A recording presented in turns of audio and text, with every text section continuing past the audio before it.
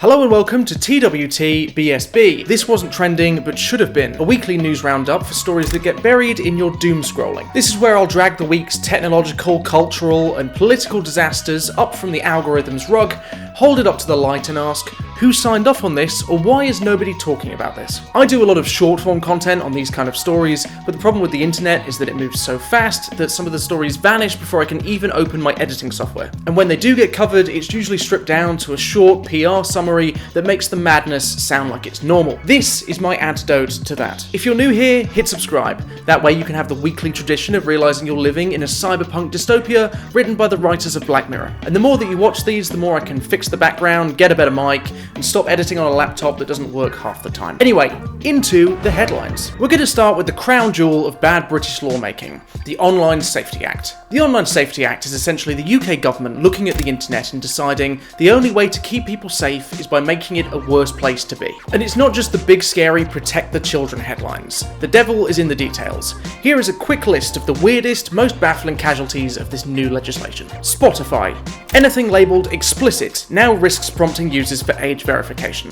Some people are even reporting that Spotify is deleting accounts if you don't comply, so imagine telling your mates that you lost your entire music library just because you didn't want to send a photo of your driver's license to a Swedish music app. This is probably the stupidest one, but the National Gallery. Yes, we're now treating oil paintings the same way as we're treating hardcore porn. Hundreds of years of public art, including Renaissance nudes and marble statues, are now being ID gated under harmful content. Apparently a 500-year-old fresco nipple is as dangerous to society as a 4K stepbrother scene. This is the most stupid one, but support forums for alcohol addiction and self-harm. The irony here is almost Olympic level. We're blocking life-saving communities under the guise of protection. This is the legislative equivalent of shutting down A&E to try and stop more accidents. But as absurd as those are, the next story is where the OSA shows its true colours and shows how cutting-edge tech is combined with total farce. Enter Britain's most tattooed man.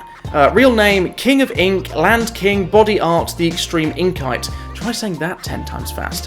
Who has now discovered that his life's work has rendered him invisible to porn site facial recognition software. The man has spent over 1,600 hours under the needle, turning himself into a walking art gallery. But thanks to the OSA's new age check requirements, those tattoos are now misread by AI as a mask. But it gets better. He wrote to his local MP to complain about this. Somewhere in Westminster, a civil servant had to seriously type porn access for heavily tattooed constituent into a government document without laughing. It's a perfect example of the OSA's genius.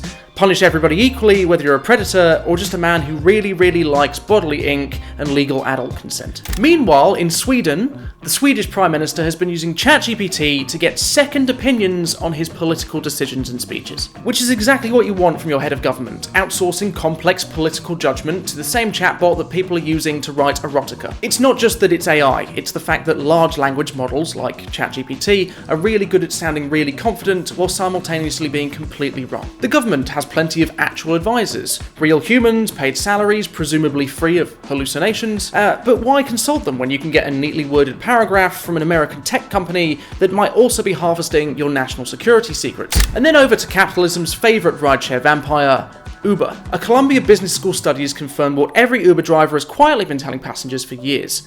The company is quietly inflating prices for customers while slashing pay for drivers, all thanks to AI. In 2022, Uber took about 32% of each share. By the end of 2024, that number had jumped to over 42%. Upfront pricing. Which sounds great, until you realise that it means the algorithm charges you based not just on distance or time, but on how much it thinks you're willing to pay. All in the meanwhile offering your driver the lowest amount it thinks that they'll accept. And the end result means that Uber now pockets around 35% of your share, which is up from 20% from when the app first launched. Which means that Uber has essentially built an AI-powered pickpocket that works in both directions simultaneously, taking more from Uber drivers and from the riders. And then here's where bad policy meets bad timing. As the Online Safety Act is starting to push people to smaller, less regulated websites, hackers are beginning to treat that like a Black Friday sale. The latest scam is porn links on Facebook that hides malicious code inside SVG image files, scalable vector graphics. Here's the way that the scam works. You click the post thinking you're getting something spicy, and then suddenly your computer is automatically liking random Facebook pages for knockoff sex toys while quietly installing malware in the background. Researchers at Malwarebytes found these files hiding JavaScript that pulls in additional malicious code, turning your machine into a promotional tool for scams. It's almost poetic. The government's attempt to clean up the internet is actively driving more people towards the seediest, most dangerous corners of it. And finally, we have the story of the week. The story that proves we do not deserve this technology. A man has managed to give himself bromism, a psychiatric disorder so rare that it hasn't been seen in nearly 90 years, all thanks to following dietary advice from ChatGPT. The man replaced all the salt in his diet with sodium bromide, a chemical used as a pesticide, a pool cleaner, and epilepsy treatment for dogs. Over 3 months, he poisoned himself to the point of experiencing paranoia, auditory hallucinations, and visual hallucinations. This is technology at its most absurd. We have a tool able to explain quantum physics to idiots in layman's terms, and this man has used it to speedrun a Dickensian illness. Welcome to the future. It's Black Mirror, but with worse writers and higher subscription fees. If you want to keep up with the weekly collapse of digital civilization,